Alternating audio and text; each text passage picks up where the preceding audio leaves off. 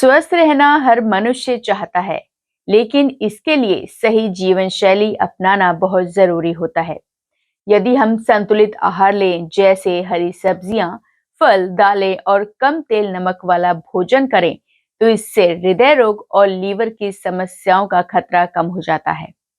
रोजाना हल्का व्यायाम, टहलने और योग करने से शरीर सक्रिय रहता है और जोड़ों का दर्द भी नहीं होता है। जंक फूड, धूम्रपान और शराब से दूरी बनाकर रखने से शरीर के आंतरिक अंग स्वस्थ रहते हैं। इसके साथ ही पूरी नींद लेना, तनाव से बचना और समय समय पर स्वास्थ्य जांच कराना भी आवश्यक है। जब हम अपने दैनिक जीवन में अनुशासन और संतुलन बनाए रखते हैं, तो हम न केवल बीमारी से बचे रहते हैं, बल्कि एक स्वस्थ और खुशहाल जीवन भी जी सकते हैं। तो चलिए, आज हम आपको इस एपिसोड में अलग अलग बीमारियों के बारे में बताते हैं। तो सबसे पहले हम डॉक्टर मनीष जी से जोड़ों के दर्द के बारे में जानेंगे। सर्दियों में जोड़ों में क्या-क्या प्रॉब्लम आती है? तो आज हम बात करते हैं सर्दियों में मस्कुलोस्केलेटल रिलेटेड प्रॉब्लम।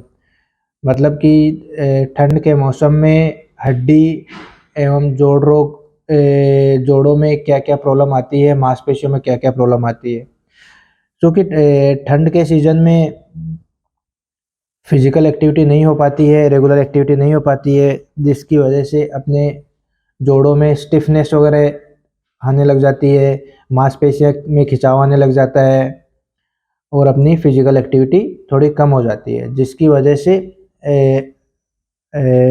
जोड़ों में दर्द वगैरह या एब्नॉर्मल मसल स्पाज होने लग जाता है।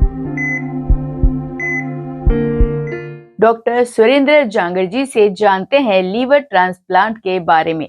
लीवर ट्रांसप्लांट किसको करवाना चाहिए? हेलो, नमस्कार। मैं डॉक्टर सुरेंद्र जांगीर, डायरेक्टर रेसिक हॉस्पिटल्स, जयपुर एंड चूरू। आज अपन बात करेंगे लीवर ट्रांसप्लांट के बारे में।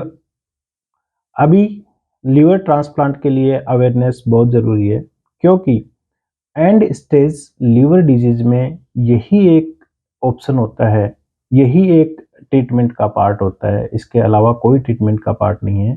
इसे आम जनता में लीवर ट्रांसप्लांट को लेके, ऑर्गन ट्रांसप्लांट को लेके बहुत ही भ्रांतियां हैं। तो सबसे पहले अपन बात करेंगे कि लीवर ट्रांसप्लांट किसको करवाना चाहिए। Liver transplant end stage liver disease, जैसे कुछ क्रोनिक लीवर डिजीज होती हैं, जैसे अल्कोहल के कारण, हेपेटाइटिस बी और सी के कारण सिरोसिस हो जाता है, उसमें लीवर ट्रांसप्लांट किया जाता है। कुछ ऐसी एक्यूट कंडीशंस भी हैं जिनके कारण लीवर फेलियर हो जाता है, एक्यूट लीवर फेलियर हो जाता है, उसमें भी लीवर ट्रांसप्लांट किया जाता है। कुछ ऐसी बीमारियां होती हैं जो बच्चों में जन्मजात होती हैं, जिनमें पीडियाट्रिक लीवर ट्रांसप्लांट किया जाता है।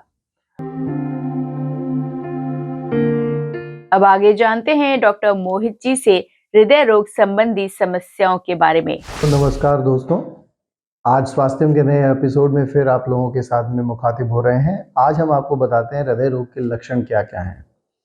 हृदय रोग के लक्षणों में सबसे मुख्यतः जो हम मानते हैं और सभी पेशेंट्स भी इसको रियलाइज़ करते हैं, वो है सांस का फूलना। आपकी कार्य क्षमता, जितना आप कार्य करते हैं, इससे पहले अगर आप थकने लगें और आपकी सांस फूलने लगे, तो यह हृदय रोग का लक्षण हो सकता है। दूसरा सबसे महत्वपूर्ण लक्षण जिसे हम मानते हैं, सीने में दर्द। अब ये दर्द कई बार डिफरेंशियली डायग्नोज नहीं होता कि ये दर्द गैस का दर्द है या यही दर्द हृदय रोग का दर्द है। तो इसके लिए सबसे अच्छा टेस्ट अगर हम कहें जो आप घर पे कर सकते हैं, इसके लिए सबसे अच्छा टेस्ट है एंटासिड लेने के बाद भी अगर आधे घंटे तक आपका दर्द रिलीव नहीं होता है, तो immediately go and consult with the any cardiologist और कार्डियक सर्जन। आपको कंसल्ट करना चाहिए। वह दर्द सीने में ऐसा हो रहा है कि जो किसी दर्द निवारक दवा से या एंटासिड लेने से अगर रिलीफ नहीं हुआ है, तो आपको आगे इवेल्युएशन की आवश्यकता है, जिसमें पहला टेस्ट ईसीजी होता है और उसके आगे के अन्य टेस्ट भी होते हैं। फिर इसके बाद होता है हृदय की धड़कन का अनियमित और अनियंत्रित होना। जनरली हमारे हृदय की धड़कन एक नियमित गति से चल रही होती है, कभी कभार एंजाइटी में या हृदय संबंधित बीमारियों की अवस्था में हृदय की गति अनियंत्रित या अनियमित हो सकती है। उस स्थिति में भी आपको अपने कंसल्टेंट फिजिशियन के पास जाकर के बात करनी चाहिए और सारे टेस्ट आपको करवाने चाहिए। और फिर इसके साथ में जब हम सीने में दर्द, सांस का फूलना, चलने में भारीपन होना, सीने में भारीपन का होना, हृदय की धड़कन का अनियमित होना और इन्हीं सारे लक्षणों को हम एक कॉमन कंसेंसस या कॉमन लक्षणों के साथ में जोड़ करके देखते हैं। इसीलिए कई बार हृदय संबंधी बीमारी को हम इग्नोर कर जाते हैं। हृदय संबंधित बीमारी को इग्नोर करना सबसे बड़ी समस्या है आज की तारीख में। बहुत सारे लोग इसको अलग अलग जगहों से, जैसा अपने को सामान्य ज्ञान प्राप्त होता है, प्राप्त करके और इस बीमारी को और ज़्यादा बढ़ा लेते हैं। जब वे पहुंचते हैं अपने डॉक्टर के पास, तब तक बीमारी कई बार इतनी बढ़ जाती है कि वह बीमारी ठीक होने की स्थिति में नहीं होती। जैसे किसी पेशेंट को घर पे हार्ट अटैक आया और वो सीने में दर्द को केवल गैस का दर्द मान के चलता रहा। जब तक वह पहुंचता है अस्पताल, तो उसके हृदय की जो क्षमता है वो धीरे धीरे उस हृदयाघात के कारण और कम हो चुकी होती है।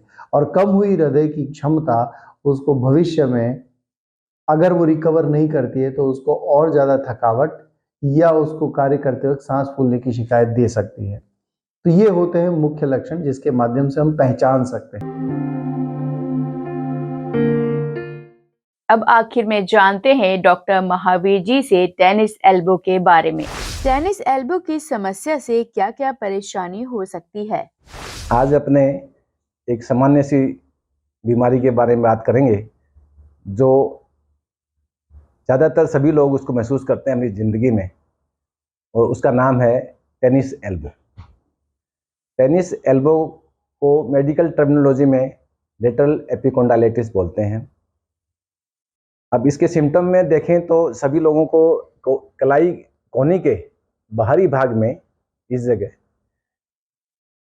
दर्द महसूस होता है, और ये दर्द सामान्यतः पहले यही बाहरी भाग शुरू होता है, धीरे धीरे आगे बढ़ता बढ़ता पूरे हाथ में भी आ जाता है।